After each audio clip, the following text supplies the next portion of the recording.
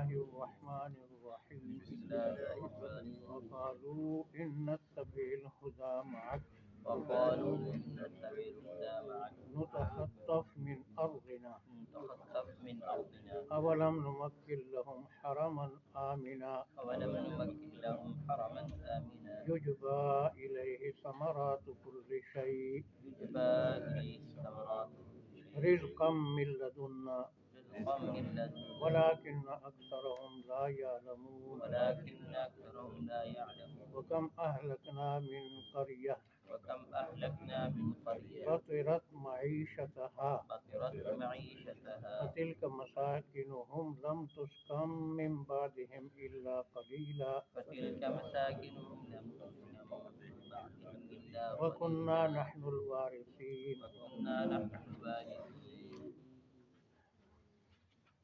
ایک بہانہ مکھی والوں کا کہ آپ کا ساتھ دیں گے تو ہماری سب راحتیں، موجیں، عیش و امن ختم ہو جائے گا، لوگ ہم پر ٹوٹ پڑیں گے، شہر سے نکال دیں گے، حرم سے۔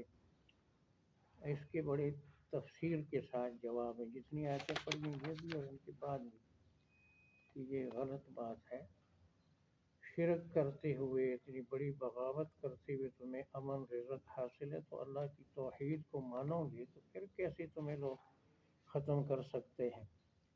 اور باقی رہا کہ تم عیش و عشرت کے لیے ایمان کو ٹھکراتے ہو، تو کتنے عیش و عشرت والے اللہ نے پکڑ لیے جب ایمان نہیں لایا، اور فرمایا کہ بغیر خبردار کرنے کے ہم نہیں پکڑتے، تمہیں بھی خبردار کر دیا، سب سے بڑا رسول تمہارے پاس بھیج دیا۔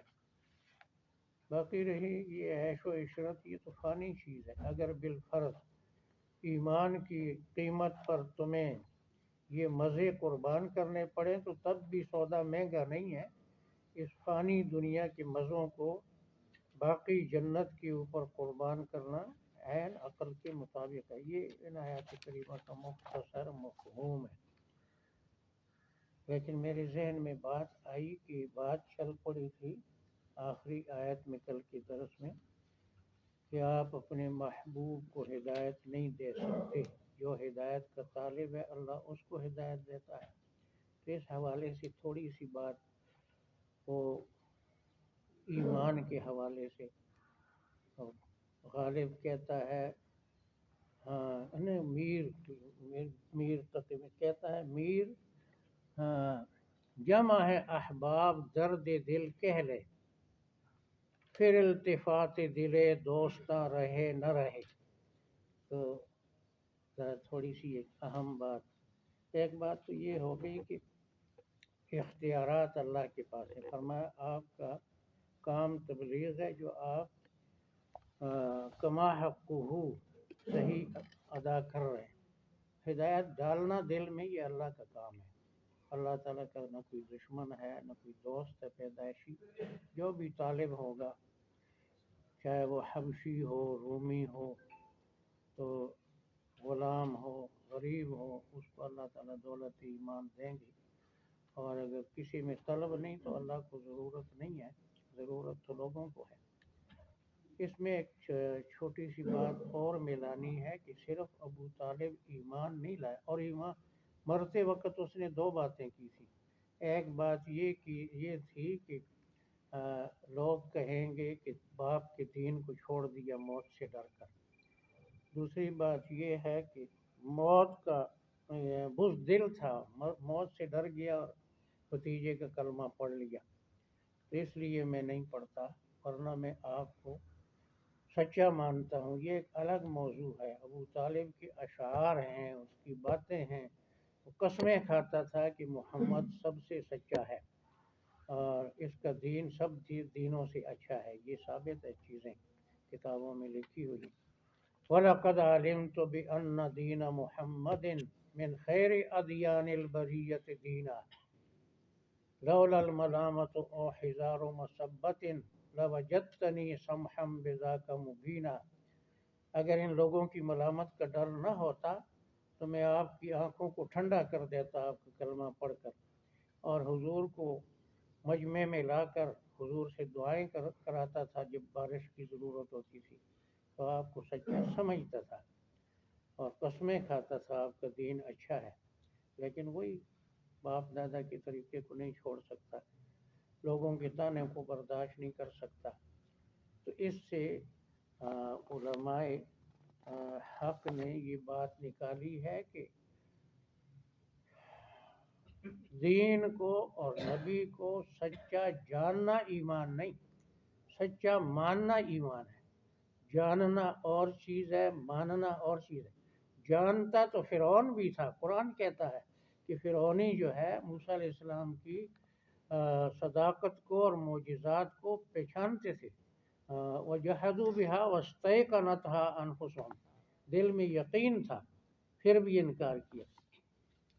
تو جانتا فرعون بھی تھا، جانتے مکے کے سردار سارے تھے، چھپ چھپ کر رات کو حضور کے قرآن کو سنتے تھے، چھپ کر اندھیرے میں آ کر سنتے تھے اور کہ کوئی مجھے دیکھ نہ لے، اور جب اچانک ملاقات ہوتی تھی، جی میں ویسے کسی کام کو جا رہا تھا، تو ایسے تو چھپ چھپ کر سنتے بھی تھے اور جانتے تھے، مانتے نہیں تھے۔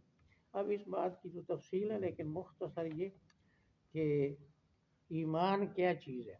ایمان کا معنی تصدیق، سچائی کی نسبت کرنا کسی کی طرف۔ تصدیق کے مقابلے میں تکذیب ہے، کسی کو جھوٹا سمجھنا۔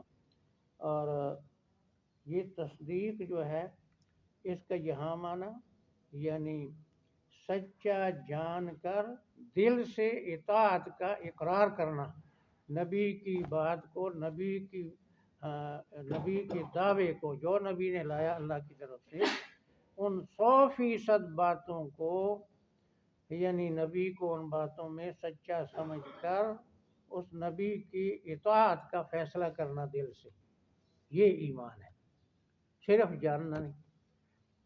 اس کو اذعان کہتے ہیں، اذعان عربی میں تسلیم کرنا، دل سے تسلیم کرنا۔ مذعنین یأتوا الیہ مذعنین، تو ایک تو یہ بات ہے۔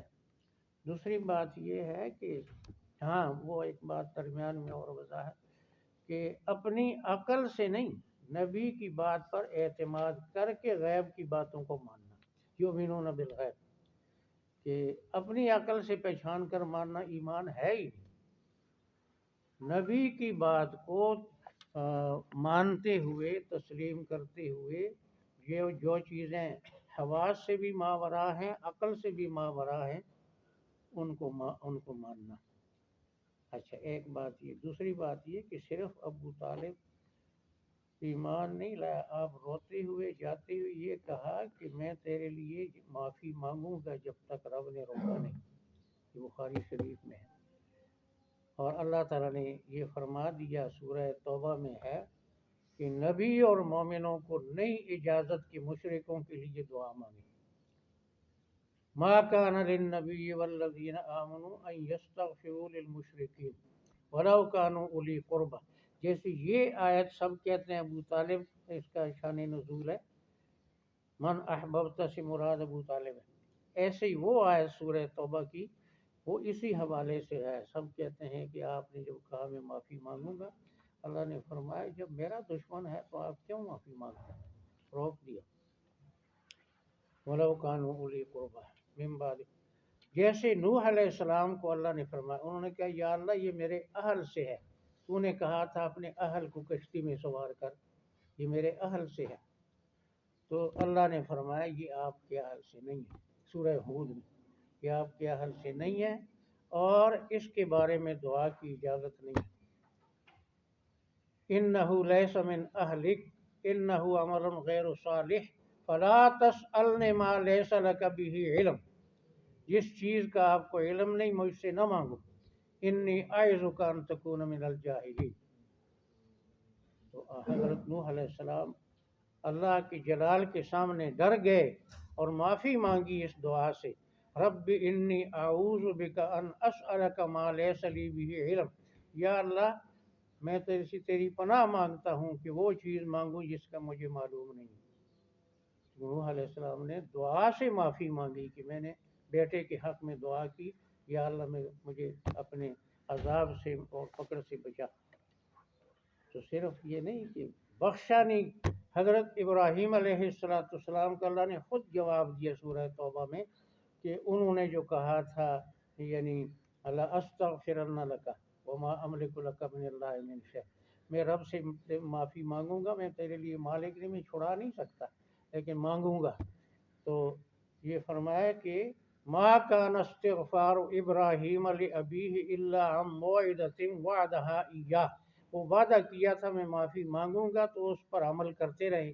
فلما تبین لہ انہ عدو للہ، جب یہ واضح ہو گیا کہ یہ نہیں مانتا، ایمان نہیں لاتا، یہ اللہ کا دشمن ہے، تبرأ منہ، اس کی دعا سے بیزار ہو گیا، چھوڑ دیا۔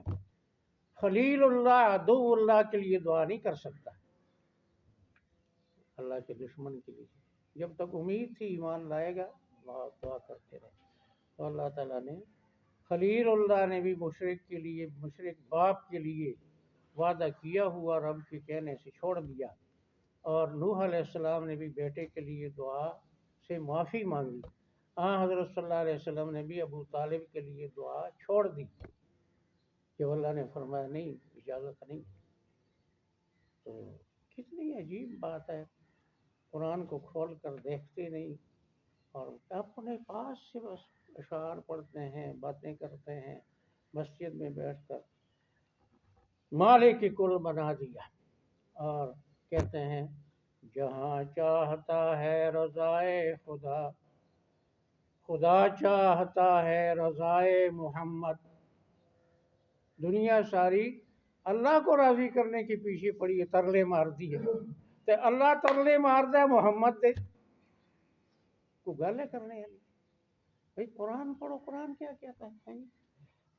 میں ایک حدیث ساتھ میں لاتا ہوں بخاری شریف کی، آپ صلی اللہ علیہ وسلم نے فرمایا میری اور تمہاری مثال ایسے آدمی کی ہے جس نے آگ جلائی، اس آگ میں پروانے اور کیڑے مکوڑے جو گرتے ہیں وہ گر کر جلنے لگے، تو وہ ان پر شفقت کرتے، ان کو پکڑ پکڑ کر پیچھے ہٹاتا ہے کہ یہ نہ جلے، لیکن وہ زیادہ ہوتے ہیں، وہ اکیلا ہوتا ہے، تو اس کی بے بسی میں وہ گر گر کر جلتے جاتے ہیں۔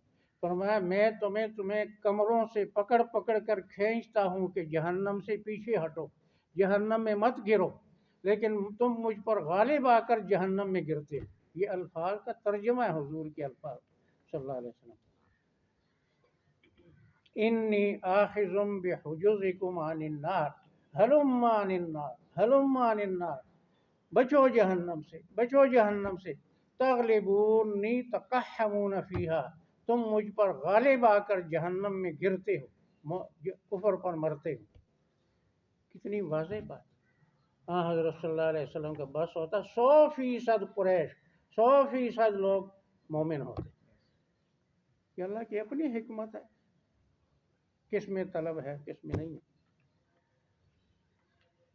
تو میرے ذہن میں آیا کہ ادھوری بات رہ گئی تھی، بات تو ایمان کی، کئی دن ہم طالب علموں کو ایمان کی حقیقت کیا ہے، اس میں کیا، اس کے اجزاء کیا ہے، اور ہم بہت سے مباحث ہیں، میں نے کہا تھوڑی سی وضاحت اس بات کی، تو ان باتوں کو لوگ سوچتے نہیں۔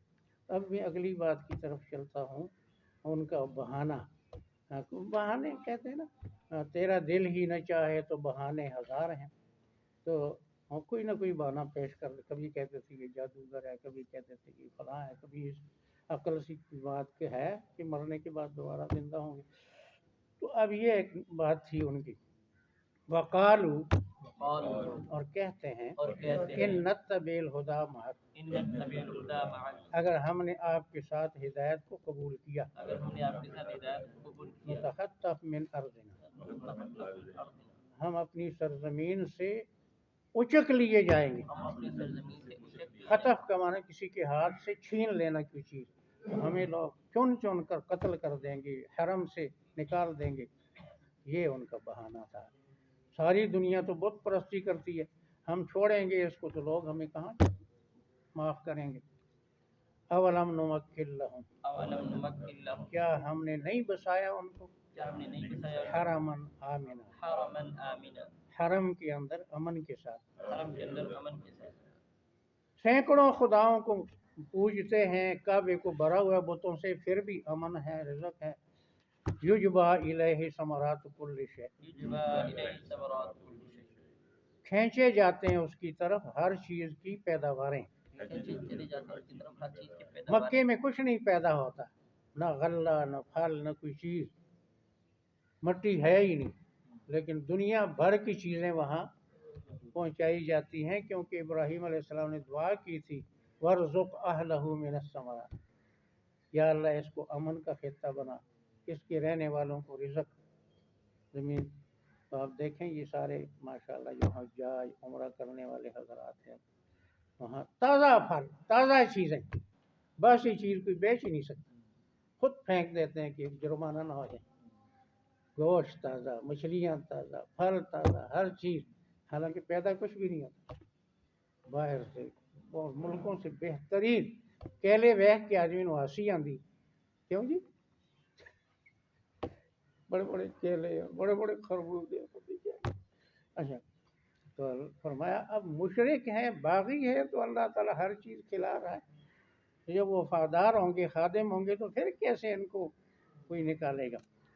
रिज़्क़म मिन लदुन्ना, रिज़्क़म मिन ये लदुन्ना, हमारी तरफ से रिज़्क़ है। ये हमारी तरफ से वलाकिन अक्सरहुम ला यअलमून, वलाकिन अक्सर, लेकिन इनकी अक्सरियत जाहिल है, लेकिन इनकी अक्सरियत जाहिल है। जानते नहीं।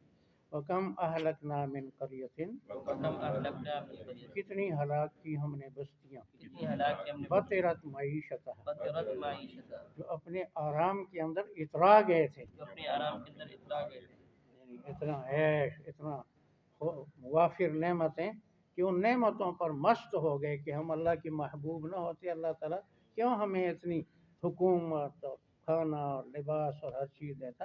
तो वो ईमान न लाए तो वो हलाक हो गए।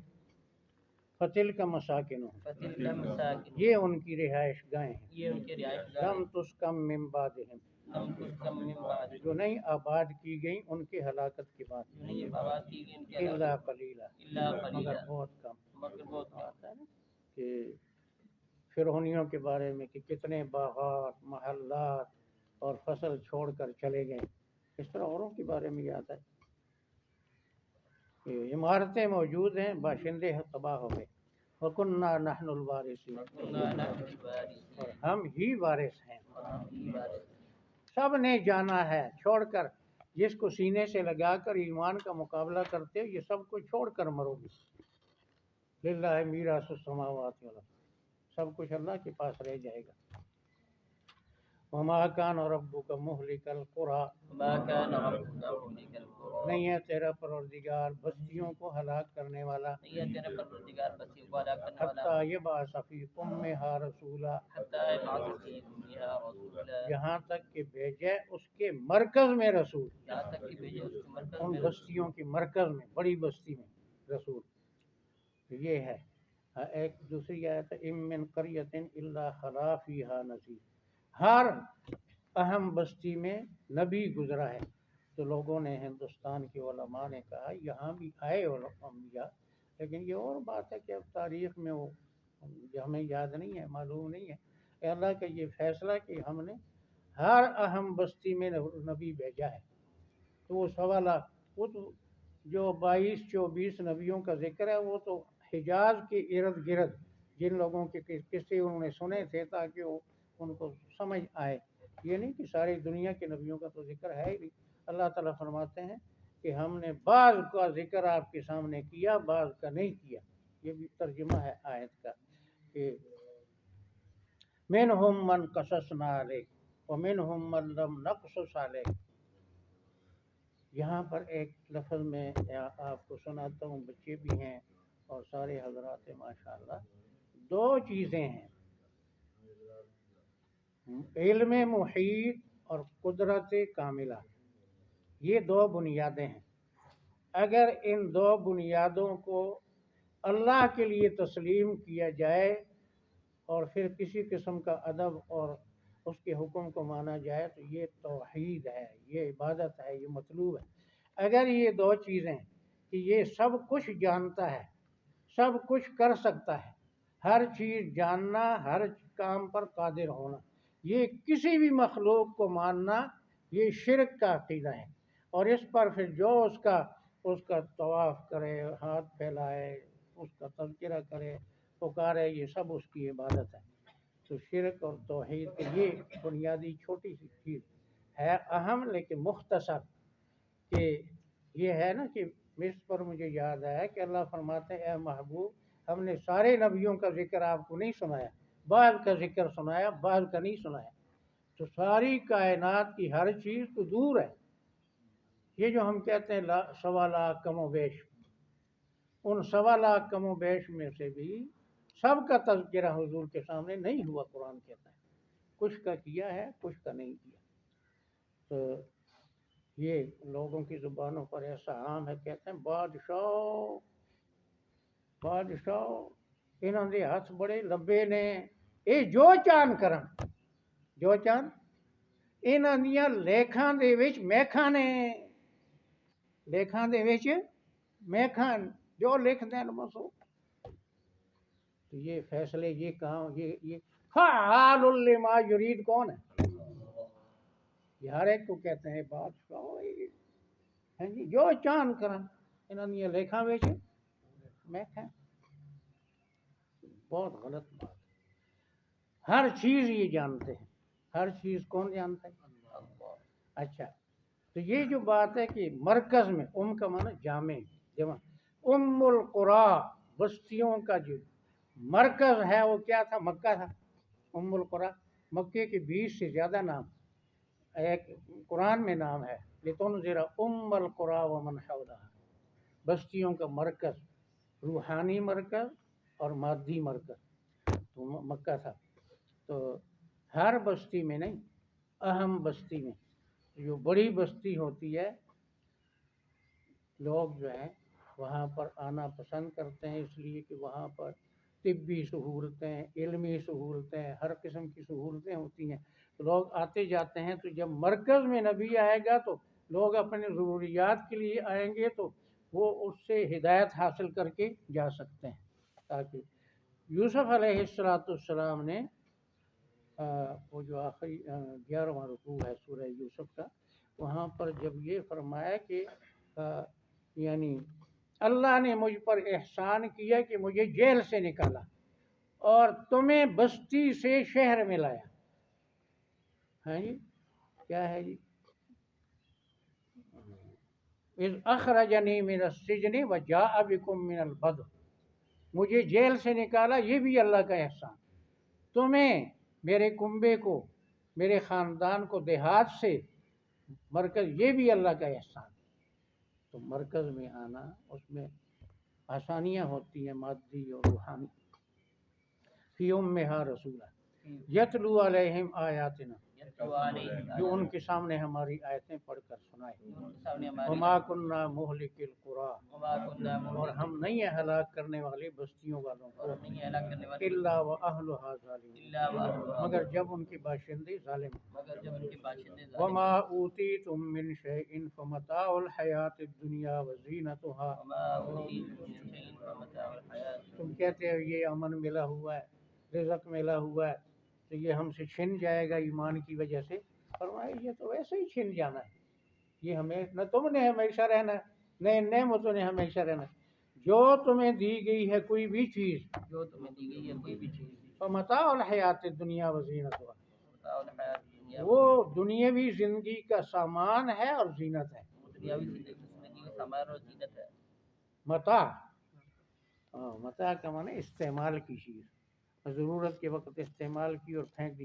ٹیشو پیپر، ٹیشو پیپر کو استعمال کر کے جیب میں نہیں رکھتے، تو ایک دنیا کی جو بادشاہی ہے، محلات ہیں، باغات ہیں، ایک جگہ یہاں نہیں، بار بار اللہ نے فرمایا متاع الحیات الدنیا، انما دنیا متاع، دنیا تو استعمال کی چیز ہے، عارضی چیز۔